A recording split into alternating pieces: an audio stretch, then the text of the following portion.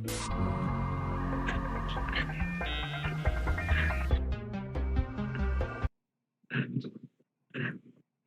right, we got Jesse here tonight doing a part 2 of his Ludus lab deployment.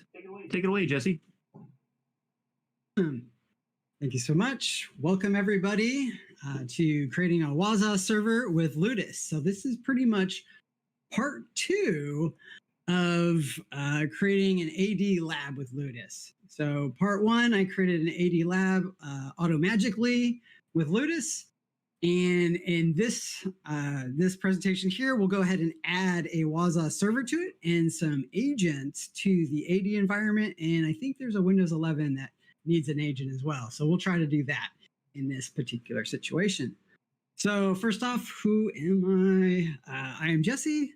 That's how you can do it if you have PowerShell and a desktop username of Jesse. Other than that, I look like this. I do a bunch of things. That's what you see on the back of the walls, a bunch of diplomas and certs and what have you. And at the very top there, you can see Mario, because I used to work at Nintendo. And then farther to the left, I guess that is a bunch of stickers. So those are from all the conferences I've gone to. I'm hoping to see some folks at DEF CON and do some sticker swapping for sure. Other than that, you can get you can check out my LinkedIn about more information about me. So let's get into what is Ludus. So I won't go too far into what is Ludus, only because this is part 2. So I would say, check out part 1. Let me move that down here. So if you go to, Null404's YouTube, you can go ahead and find the how to do-it-yourself cyber attack range with Ludus. And this is the first part. And I go more into what Ludus is, but just for kicks, I'll say it right here. It's basically the easiest way to deploy a dev test infrastructure lab. So that is Ludus. But why Ludus is part of the agenda as well. We'll get into that a little bit, but again, part 1 really talked about why Ludus. And then we'll talk about what is Wazuh, because probably should, since we're going to try to deploy Wazuh at the very end. So that's pretty much the agenda. So again, Ludus, we know what it is, the easiest way to deploy. There's the link. By the way, I'll provide this presentation afterwards, so you can go ahead and click on links and such. But basically, it just gets you to here, kind of where I went before. And so why? So we don't have to do manual stuff. Manual stuff is no fun. So we don't have to pay for cloud bills. Again, this is kind of a repeat of the first presentation. So lastly, though, we can we can look at detections with Wazuh against our pen testing or red team approaches. So that's some fun stuff. So what is Wazuh? It's okay. So here, let's click into it. Let's go to the official documentation. They say it's a lot of stuff, and it's been a while since I've actually used it. I've been just on doing other things. So I would suggest checking this out. But originally, when I went to Wazuh a while ago, years ago, I mostly used it for logs. Logging. Since then, it's grown exponentially and has so much more. So if I were to go into, let's say, I don't know, there's a bunch of user manuals, huh? So if we check out, it does a bunch of logging, as you would hope it would. It does some alert management, it looks like. This will do it for all sorts of logs. I am not 100% of all the logs. You probably have to go in here to check them all out. I would mostly do them for Windows or Linux. And let's see if I can find, I think there's like a proof of concept area that I saw here earlier. I just wanted to showcase that really quick. But it looks like, let's see here, documentation, installation, proof of concept guides. Okay, cool. So these will allow you to check out the different things it's capable of, like blocking known malicious IP addresses or file integrity monitor. So like if you want to pay attention to your /temp folder in your Linux device, you want to stop brute force attacks, because it has it's basically, from what I understand, OSSec was what it was forked from OSSec, and so you'd have to look that up. I don't know where my thing will go if I do OSSec in my Google, so we're just gonna keep going. So this boasts like IDS type stuff. It boasts like doing like CIS benchmark type things, checking for malware on virus total. It does a bunch of stuff. There's just so much. So I'm not going to go into all the things, but basically, let's just say it's logging and visibility into what those logs can hold. So let's just go into what we're here for. So we're really here to deploy Wazuh. So together, we're just going to go straight from the documentation as if you were going to go to Ludus's website and go under roles, which is over here on the far left, and try to find a role. I should define what a role is. So what a role is here is basically it's a Ansible Galaxy role. So if you do like Ansible Galaxy, you get this. Let's see here. Do we have collections? And if I just search for like Ludus, then we'll have like, here's one for SCCM. So this is a role, a Galaxy role, that basically has all of the various pieces that make it work, like firewall, web dev, a whole bunch of stuff. So pretty cool. Kind of a thing where it just packages it all up and it's out there for everybody to use for you. So let's go back to Ludus. So that's what a role is. Role is basically Ansible, another way to automate, actually. So I should kind of go into it a little bit more. So there's a difference. So Ludus tries to automate infrastructure. So if I pull this up here, here's my Proxmox. So when you install Ludus, I know I said I wasn't going to go into Ludus, but I feel I have to anyways.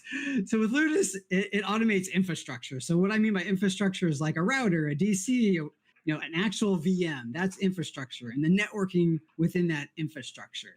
But when you do Ansible is like more like this is an SCM, like an application or a configuration within those VMs. Like I want to make this.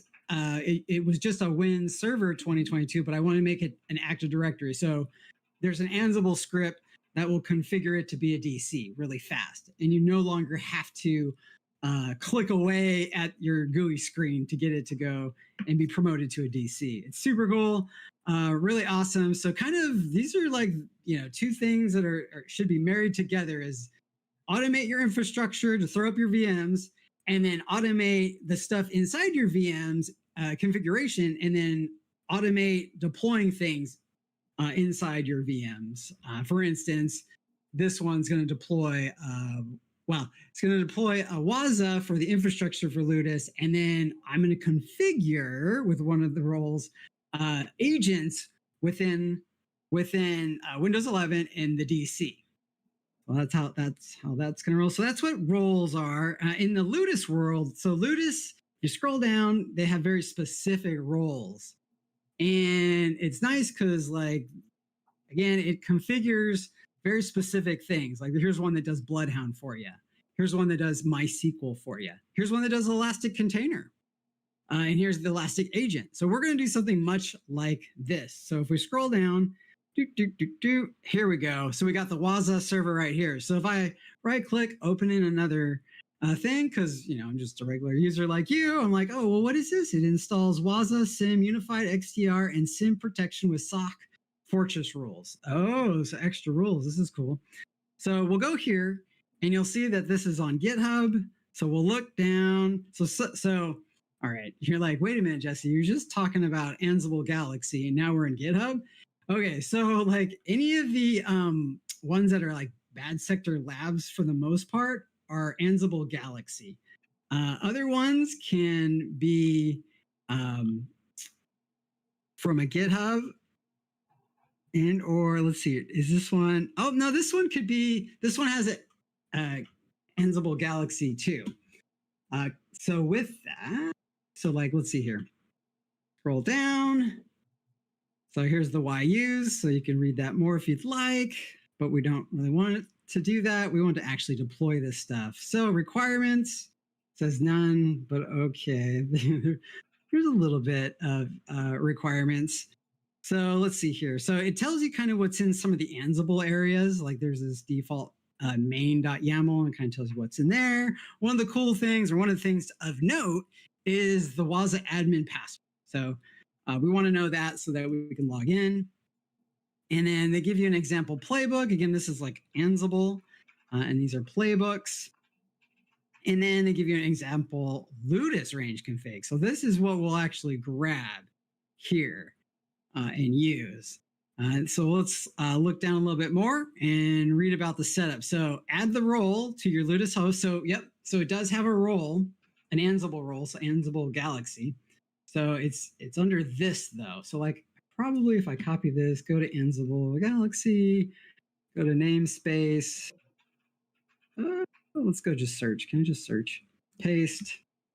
And I want to see everything from this person actually. So here's this person, and there's their Ansible Galaxy role, and you can learn more about it in here. So let's go back out here though. Let's do what it says. So it says we need to run this Ludus command, which is Ludus Ansible roles add, and then add the specific server role. So let's do that. So let's copy, and then I've already SSH'd in. So if we go over here, well, go over here. If we go over here, so where I am is 152. So if you come over here, we go to Ludus, you'll see right here, this is my Proxmox 152, aka the Ludus machine. So that is what's going on there. So I'm already in there. I actually did this prior to running this lab. So I went and I checked out all the roles. So you can see I don't have a Wazuh role. And I don't know why they didn't copy and paste. I don't know why it copied that, but let's go back here. Let's go back here. Let's really copy this. Okay, cool. So that copied that time. All right, so if we do this, and it doesn't take very long, as you can see, it successfully installed. So if I go ahead and do that Ludus Ansible role list, it should now have, there it is. Yep. So now it has that role. So that's good. So let's go, what's the next thing we have to do? Get your config into a file so that you can assign it to a VM. Well, so since this is part 2, we don't need to do this part because we already have the config file. So if we go back here and we go and look, and I'll just do an ls, and we used this one last time. So if I go nano Ludus range config, yeah, that's our DC1 right here. And we added the ADC to it as well from last time. I remember that. And then, oh, we actually, oh, I created a score engine. Cool. And then there's just all that. So anyways, we've got our config. So we'll deal with that in a little bit. So what is our next thing? It wants us to set the config. Well, we can't do that yet because we need to grab this piece.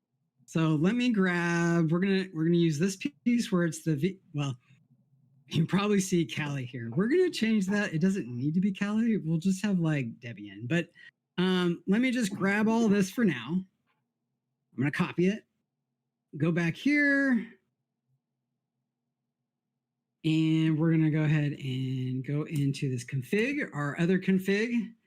And I'm just gonna go to the very bottom where our last thing was, well, last thing is I was working on a score engine for another thing. All right, so 1, 2, and then we'll just paste that in here. All right, so now I wanted to have, let's see here, Wazuh sim is fine. Instead of this Kali template, we're gonna use this Debian like right here.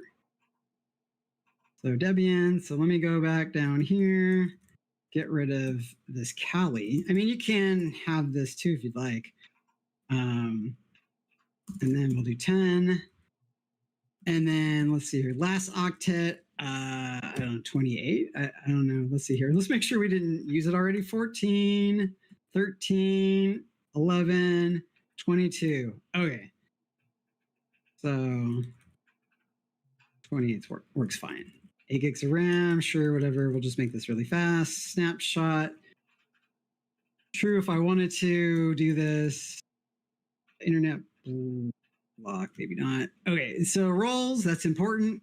We want to do our Wazuh server install role. And then the variable is for our Wazuh admin password. So that will go ahead and put our password in here. And since I have a bunch of network configs, I need to allow I need to allow everything. So let's see here. I want to allow Kali to all windows. Allow score to all windows. We'll just copy this and I'll just go 1, 2, 1, 2, paste it, come up here and just say Wazuh to all windows. So it's going to be from VLAN 10 to 10, all protocols, all ports, just accept it all. So that should work there. Let me make sure that this VLAN is 10. It is. That's great. All right. So that looks okay. So I'm going to go ahead and save it. Control O because I'm in Nano. Control X because I'm in Nano. And then we'll go ahead and do what it said earlier, and that's do like a Ludus. Range config set F Ludus range config. And I can't remember, is this a workshop one? Am I doing? Yeah, I do it as a workshop. So we'll do that. So if I go here and do user workshop 1, it'll do it under this particular workshop user. Otherwise, it'll do it under here, which is my JM user, which I'm using, but I'm what they call impersonating. I'm impersonating this user workshop 1 by doing this -- user workshop 1 because the API token I'm using right now belongs to JM. And so anything I do with this, if I don't attach a user, will be done as JM. Also, to that note, I also have to grant access to that user to JM, by the way. I haven't shown that, but that's also needed. You can't just run this command and think it's going to impersonate. You actually have to grant access. So, testing to enable to prevent conflict. The config cannot be updated while testing is enabled. What? Wait, what? Hey, we're all learning with me. Testing is enabled. To prevent conflicts, the config cannot be updated while testing it. Oh, is it enabled right now? Is that what it's saying? This isn't enabled right now, is it? Here, we'll see. Is it green? If it is. Let's turn off testing. All right, cool. That's interesting. Neat. So what green means, just so that okay, so what it's talking about. This was from the previous presentation where I enabled testing, and what testing does is isolates this network environment to just its network. It can't go out to the internet. So like, let's say you're going to run malware on it or do some other kind of security testing where you don't want the telemetry to leave and notify anybody like Microsoft or whoever. Then you want to do testing, and then this background will turn green and saying, good to go, test away. None of your stuff will be leaked out to anywhere. Your tradecraft is secret with us. But apparently I can't reconfig things if I have testing enabled. So let's go history, grep, because I don't remember the testing command. Oh, there we go. See, nice. So I'm assuming we'll stop it. So what we'll do is stop. So, okay, Ludus testing, stop, use, and I'm impersonating this user. And once that's done, you'll actually see this console turn red. think.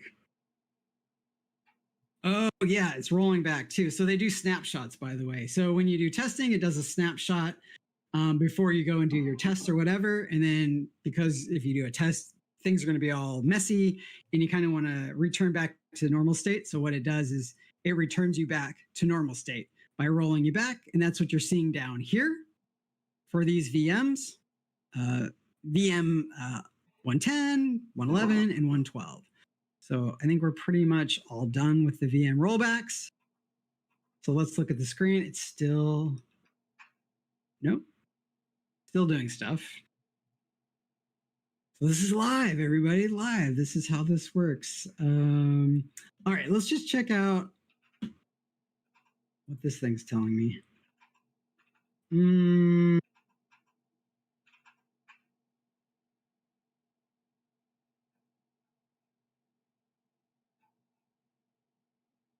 Okay. Weird. Huh. All right, so let's go ahead and look at the documentation. So let's go testing, entering testing mode. So let's see why this potentially is having a problem. So let's troubleshoot together. So let's see here. I want to go, yeah, there's all this other stuff that's pretty cool to know about, but okay, exiting to revert all the testing VMs back to their snapshots. Yep. And allow them to connect to any domain or IP again. Run the Ludus testing stop. Did do that. Oh, you know what? It might be a problem with impersonation. So let me test that. So let's go ahead and go back here. And let's do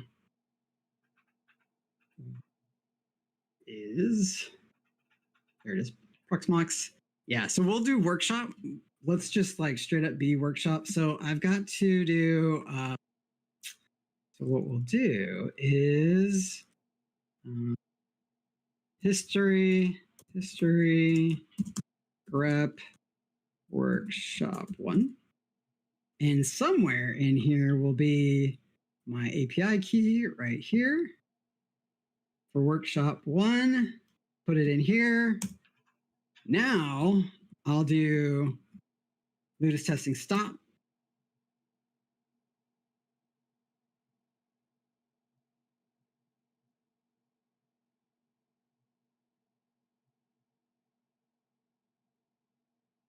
And come back here.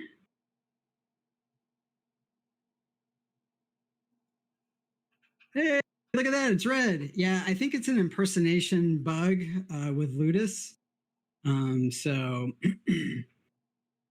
if Eric is watching this, you could definitely put that in text or something.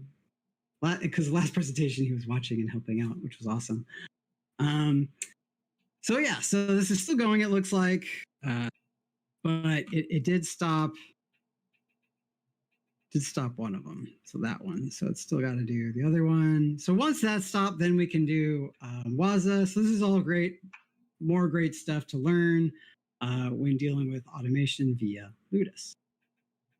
All right, cool. So it looks like it stopped. So let me history. Well, since I'm this user, then let me Ludus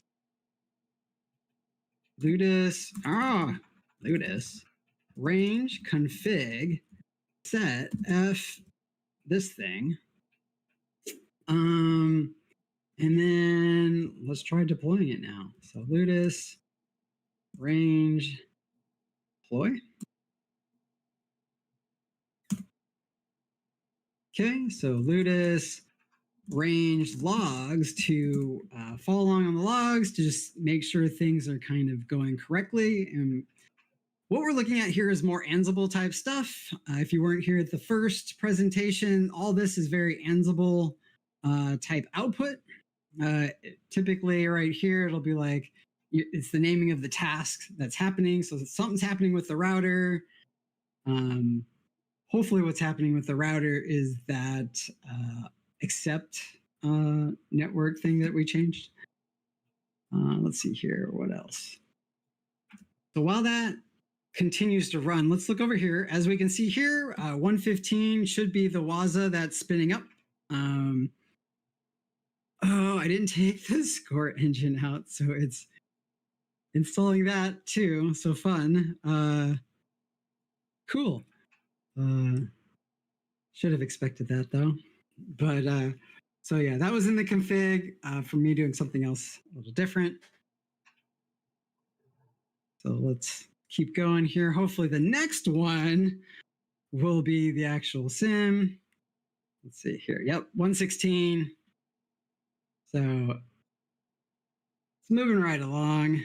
So if I go back here and check out the logs, starting VM.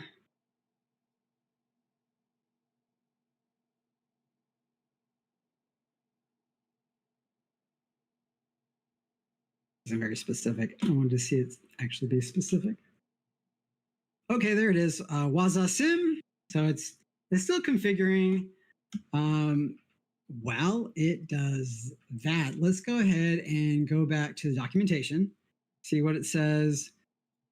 So again, we added this template to our current template, changed it a little bit to match our template, changed out the Kali to be Debian, and then deploy, and then log F, and then pretty much, oh, the output. Okay, so it looks like the output would have the password in it, but we set the password. So I'm like, I wonder,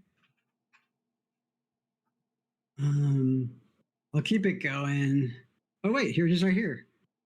Yep. Wazuh admin password, Wazuh123, we set that. But if we didn't set that variable, I think it will just spit out some random variable, kind of like what the original Wazuh would do anyways. So that's neat. Cool. And then once this is deployed, we'll go ahead and we'll access the UI through just HTTPS and whatever the IP address is. So let's let's see what even the IP address is. So here's the console. Let's open it up. Let's do so with Debian and Ludus, the Debian template. The user login is Debian and the password is Debian. So there we are, we're in. And I just want to look at the IP address. So the IP address 10.3.10.28. Oh wait, yeah, I set that. Yeah, okay. Forgot we set that earlier. So 10, was it 3.10.28? Is that really? I mean, I'm just going to look at the VLAN. VLAN, yeah, it's tag 10, but it's 3. So that's not going to work. So I put 10. Well, these are 10 as well. So now,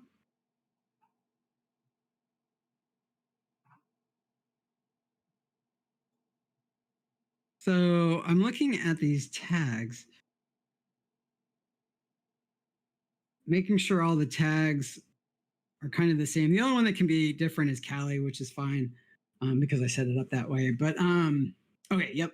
Let's just go back to here and just press enter to hopefully. Well, let's actually see. Is it still? Oh, it's like still doing stuff. Yeah. So this isn't going to come up with anything. However, we do need WireGuard going for this. So let me make sure that WireGuard's going. So those with Ludus, make sure you have your WireGuard up. So let's go ahead and open up WireGuard. And it looks like I do have 152 going, particularly JM, which should have access to everything. Let me double check. So if we go in here, back to here. Oh, and it looks like it's about done. So this is kind of what it looks like when it's done. And I'll always have this like play recap deal. So that's pretty much it. But I want to see as a domain user, let's see here, just to make sure I couldn't RDP to this. Oh yeah, so it doesn't look like, yeah, it doesn't look like this is the right file. So if I go back here, deactivate, select the workshop one, I'm assuming that's the right file. If not, I did not show how to do it in this one. I did show how to create a WireGuard config, but it looks like this one's all good. That was indeed it. But yeah, check out the other video for how to do the WireGuard config and how to basically import all the RDP sessions into your favorite remote desktop manager. All right, so password is always the password for Ludus. Well, typically the password for Ludus stuff like local user, domain admin, those kinds of things for Windows. Okay, so we're in here. That does work.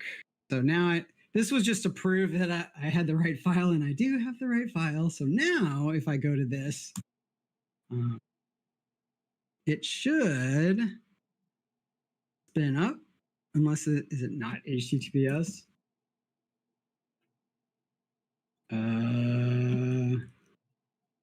HTTPS 10.3.10. So if I go back here and just check the range config. Yeah, it was 28. So that should be fine. And I did make this exception.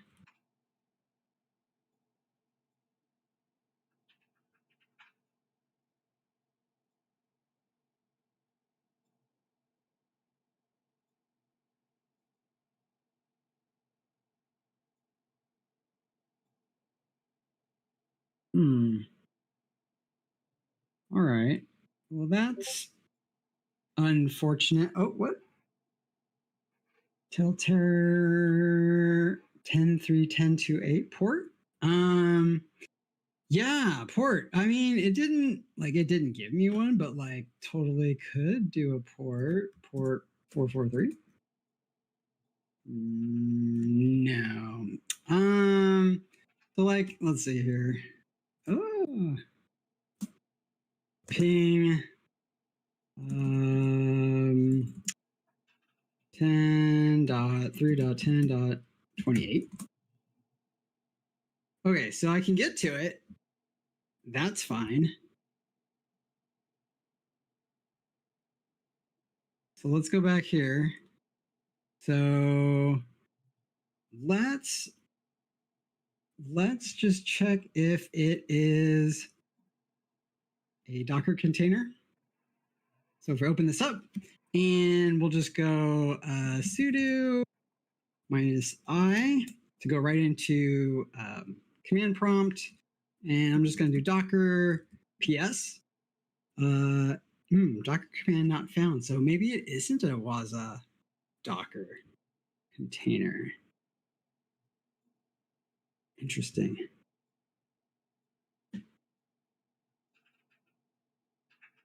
Let's see.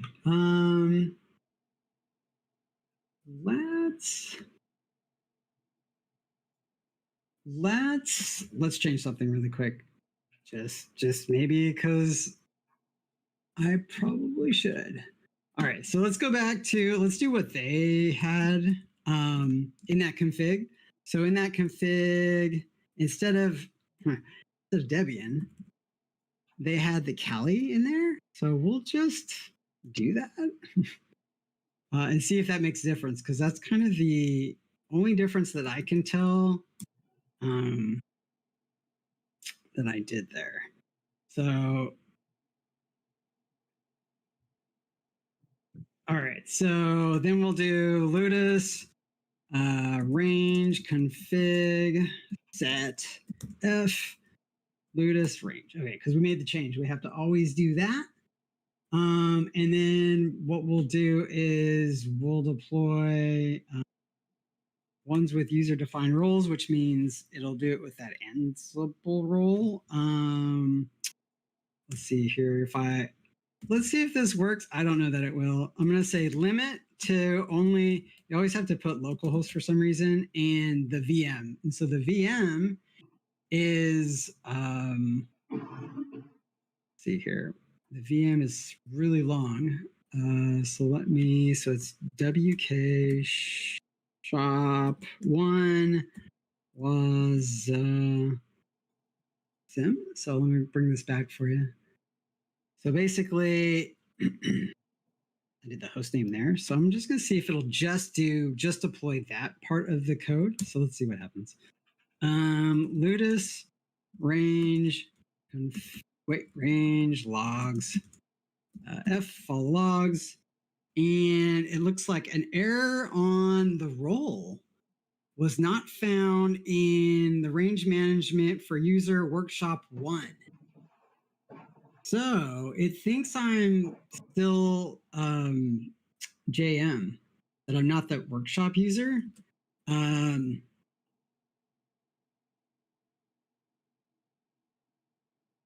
So something happened here. So if I do this and I try to user, oh yeah.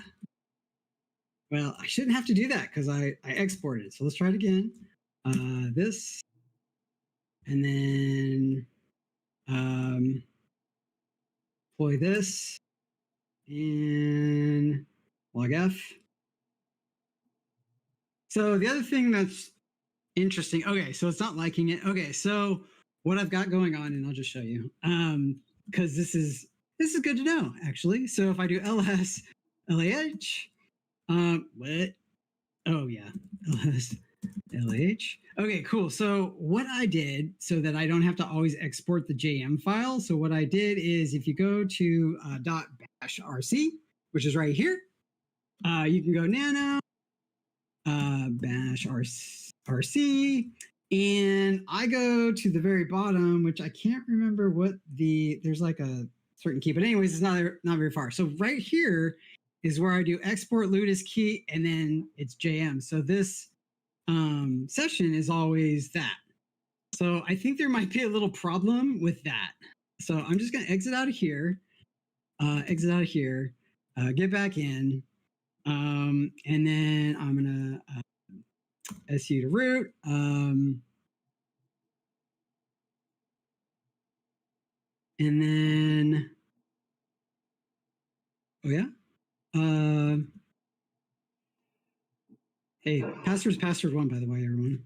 Hey, this is my dev box. It's all good. But let's go password 1, obviously.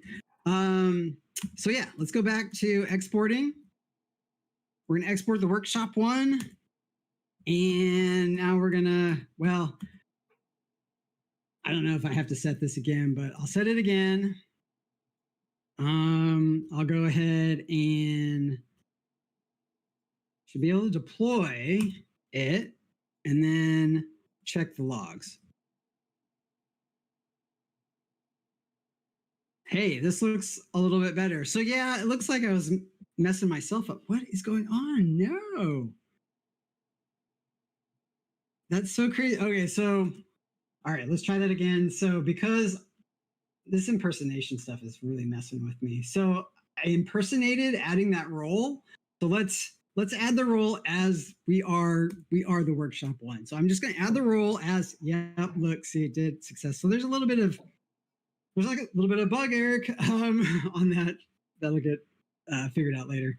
Anyways, all right, so that role is there. I'm just going to go back to configuring the range, and then we're going to go ahead and deploy specifically the Wazuh sim part, and then I'm going to look at the logs. Oh, my goodness. Gotta love troubleshooting in real time. Um, hmm. Okay, so this looks like it's getting a little bit further because it's actually using the Ansible Galaxy module, so that's great. Twin tail terror inter VLAN default was reject that normal. I don't know where that was, but I think we're on a good path now though. So let's hope for the best on this one. So let's go back out here. And I think eventually, so let me get back here. So it looks like it's running the Wazuh installation script.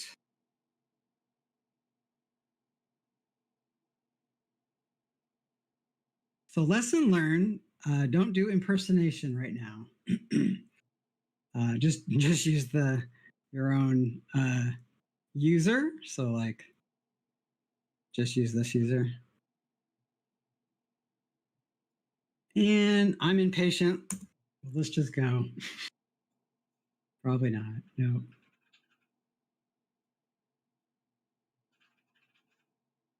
All right. So while this goes, what else can I talk about with Ludus? Let's see what else is going on here. So we probably didn't even need to change out this, but whatever. All right, let's see what the roles say, if there's anything on the actual official page here. So let's go check it out. Maybe I missed something. Server install. No, this is pretty much this. And then we can put the agents on. So let's explore the agent really quick while we're waiting for the server to actually install. So looking at the Ludus Wazuh agent, looks like this one's also an Ansible role, so it'll be Ansible Galaxy. So we'll have to add that soon. Let's see here. Description, the role checks if Wazuh agents have been downloaded to the Ludus host. If not, it will attempt to download the agent. It's designed to work with Windows, Debian, Ubuntu's. Okay, great. And variables. Anything important that I have to know? Let's see here. Provide you the IP address. Provide you. Okay. And then the playbook. So this is actually what we want. We want this Ludus range config, and basically where our DC is and where our Win11 is, well then it looks like down here, add this part, roles, and then we'll add specifically this Wazuh agent piece. And then we'll just rerun with just the roles, with just that role actually. And so it won't like do everything in the deployment script. It will literally just do this role. So again, here's the Ludus Ansible roles add. We have to add the agent. We already have the config file. We just have to add these role pieces to the config file. What does this say? Role vars are not required when using Ludus. Okay. Set the config and then deploy. So yeah, here's that command that actually just deploys just the defined roles, which this is the defined role. All right, let's check out what is this thing doing. This thing is still running the installation script. Huh. Okay.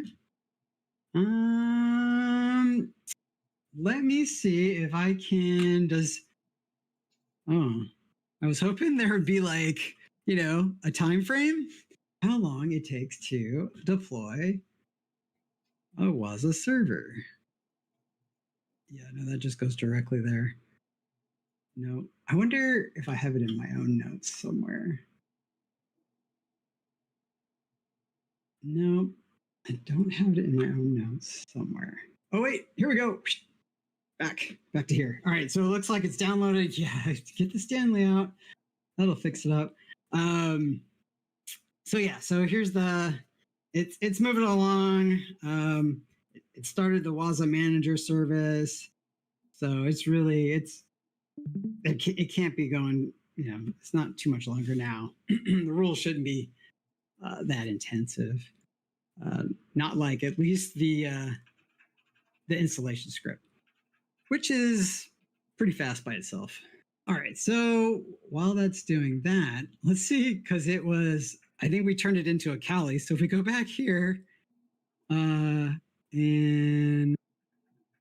look at this, is this a Kali? It doesn't seem like it is. It seems like this is still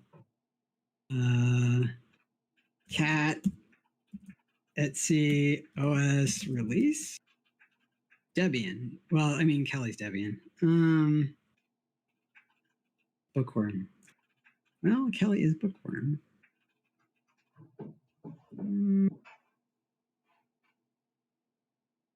Okay.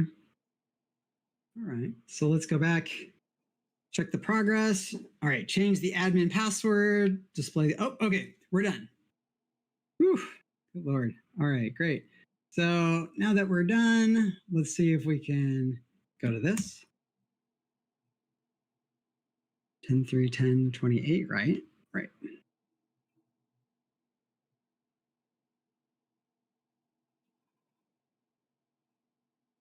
Hmm.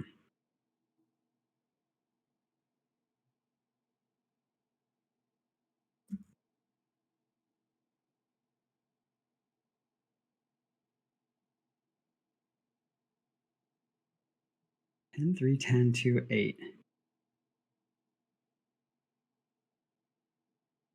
All right, so it looks like okay, change 6, no fail, skips. So it seems like it should have been fine. So nano, Ludus, range config. Just want to double check what's going on here.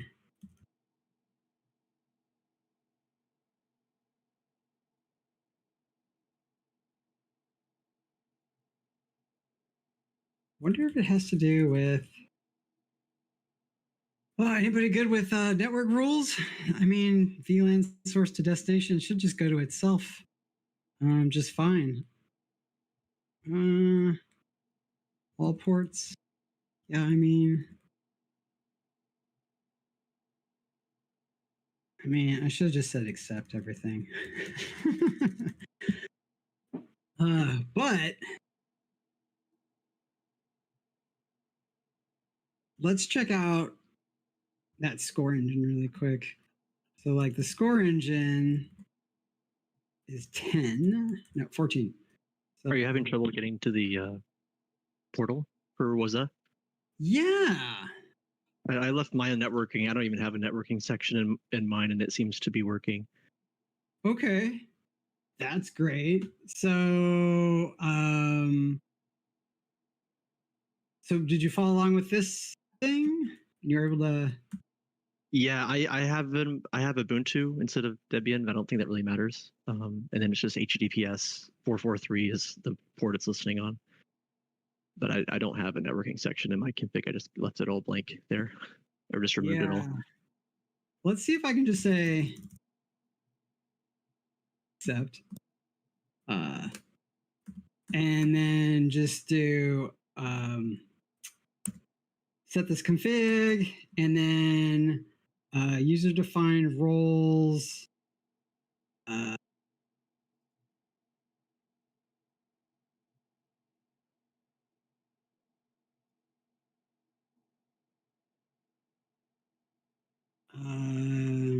User defined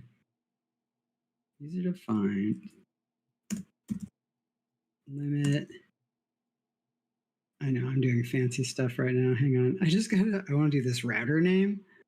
So I'm going to move this up here. I'll move this right here. But good to know that it's working. You should like show it off.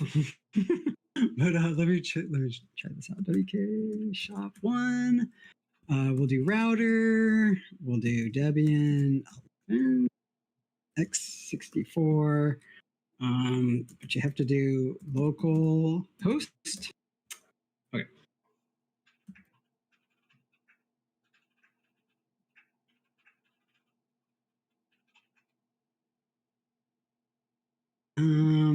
did it do it though? So like I'm looking for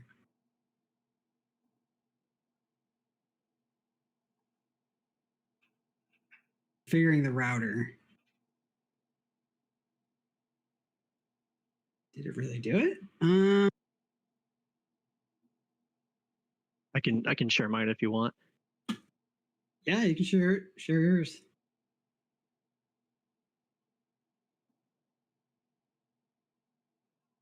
And I'll just look because more than one of us can share. That's a concern. But yeah, while you do that, I will go ahead and remove. Oh, it worked before, but I'll remove that. A lot of learning here is what's happening, folks. A lot of learning. All these like intricate different things I was trying to do. So we'll do move Ludus range to Ludus range back.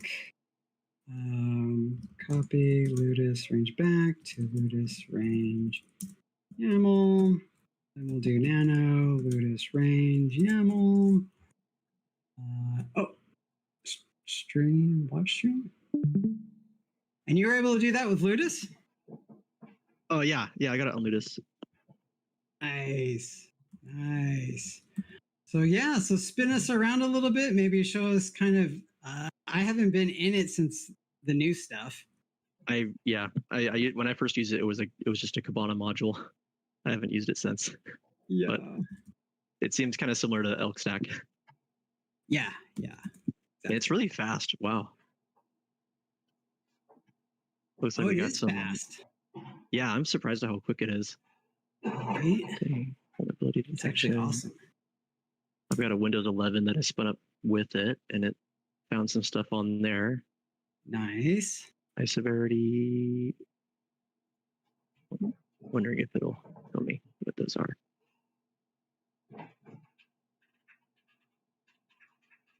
Okay, it works pretty similar to, I guess it's based on Elastic. It's probably using OpenSearch. Yep. I don't know about OpenSearch, but Elastic and Elasticsearch or something. Elasticsearch. Yeah. Anyways, it's been a while since I've messed around with that. Oh, okay, here's the vulnerability description.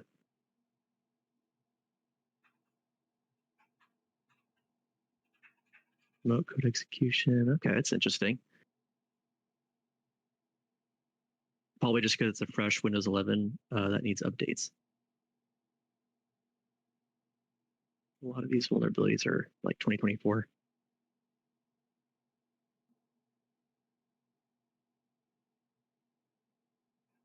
And this looks like Discover. Was alerts. Okay, what else do we have here? Okay, I'm used to this. This is just your discovery pane, and then I can look into these events here. See, these are alerts.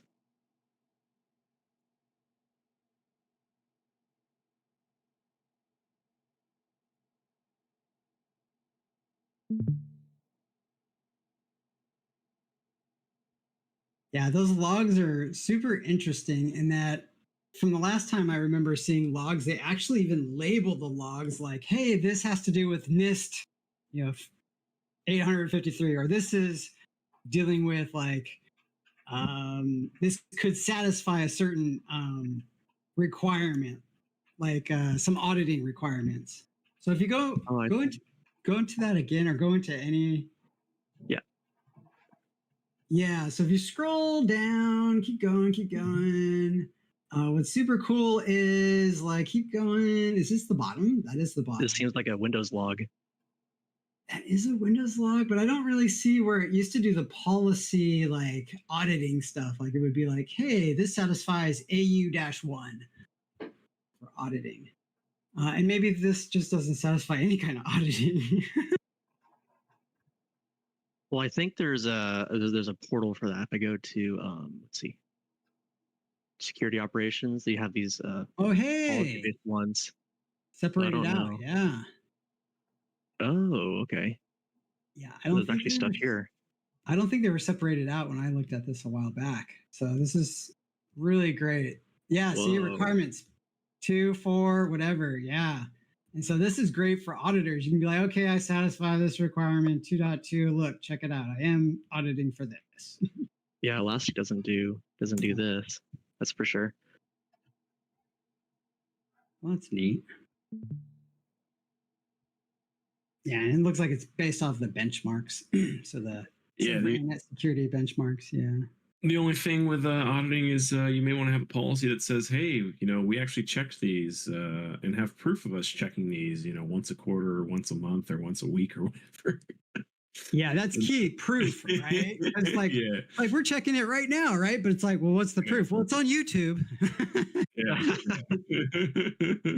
But yeah, no, that's excellent point. Yeah, it reminds me back when I worked at Nintendo, and they actually had an area where we were checking logs, but we had a physical piece of paper where we had the initial what logs we checked at what hour of the day, and that was our proof. Oof. To hand over to the auditors. Yeah, you're telling me. Oh.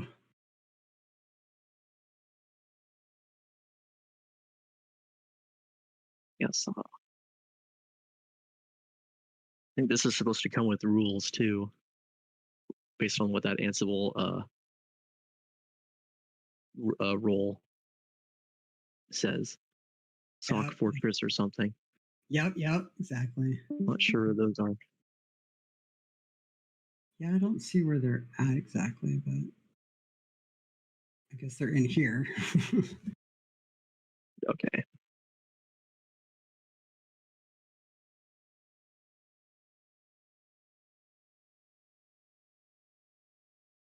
Okay, this is like rules files, and it tells you what files they're in. That's cool. Sneak alerts? Whoa. Oh, we exclude Sock Fortress. What's this? Okay. Chainsaw. Yeah, I don't know where I'm going at this point, but there's a lot of stuff here. Yeah. No, excellent. No, thank you for doing that. So, and at least there's proof this person deployed it, even though it looks like I failed to deploy it. I also impersonated too, so I don't know. Oh my god. Yeah, I have a separate a user for every range, so I just made a new one for Wazuh and used that one. Yeah. And it seemed to work. So. Oh my gosh. Yeah, I don't know what's going on. Some kind of networking, or I don't know. Y'all watched me. Hey man, the joys of doing it live. It happens to all of us. Right. Oh, it's fun watching you troubleshoot it because you're kind of learning from that too. So. Yes. Well. All right. Cool. Well, I'm just gonna call it quit. I couldn't quite get that to work for whatever reason. Even though, so if you go, am I still sharing mine screen? Yeah, you are. Okay. Yeah. So everything. I took the rules out, redeployed everything, and still I can't get to that HTTPS 10.3.10.14 or not 14. It was 28. Hang on, 28. Let's try one more time. 28. Yeah. So it's still not working. I'm not exactly sure why that is. Oh, yes.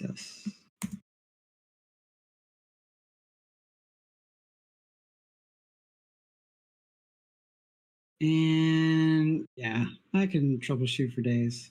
I don't want to put everyone through there. The next thing I would do is actually do the WireGuard or Ludus user WireGuard, and then I would get the WireGuard for this, and then I would actually, instead of me guessing I think that's it, I would just use it. So let's see here. Hey, Jesse. Yeah. Well, if you want to troubleshoot this, I'll actually. No, please. We're done. Yeah. So, what other? I might have missed this too, but what other log sources can you push into that sim that you've tested outside of just maybe Windows event logs and other things? Does it do how does it do the connections? Does it handle does it handle API connections, and is there like custom connections that you can do to set up? So I guess like is there a bunch of pre-built I guess like ingests that you could do? That's a great question. If you can, that's fine too. It's basically Elastic Stack, so as long as you can turn it into a JSON file and send it through a REST request, Okay. it'll take it. Potato Champion, thank you. Yeah. I tell you played with it, Potato Champion, quite a bit. Oh yeah, I used to manage like several Elastic Stacks once upon a time, and I know about that. I don't know as much about Wazuh, but as far as I know, Wazuh is pretty basically Elastic Stack, but with like I think it has its own end point. I think that's kind of what makes it different. But Yeah. like, a lot of the basic OpenSearch stuff is the same. Nice. Nice. Yeah, like usually like the OpenSearch server is locked down to localhost only by default, and then I think this one installs Logstash, and Logstash is like a one-size-fits-all tool that you can use to turn just about any log you want into a JSON file and then send it to OpenSearch.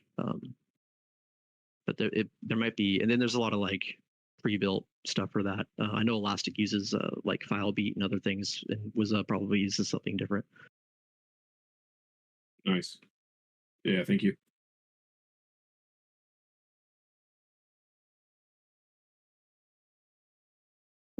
Yeah, so if that's it, this is it. This is all there is. I appreciate everybody coming out, checking out my failures. We all don't get it 100% all the time. Oh wait, we got Twin Tail Terror saying something. What is it? Okay, I know it should be 28, but can you check the IP? Maybe it's assign wrong IP or ignore the VLAN. Oh yeah, we can definitely check the IP.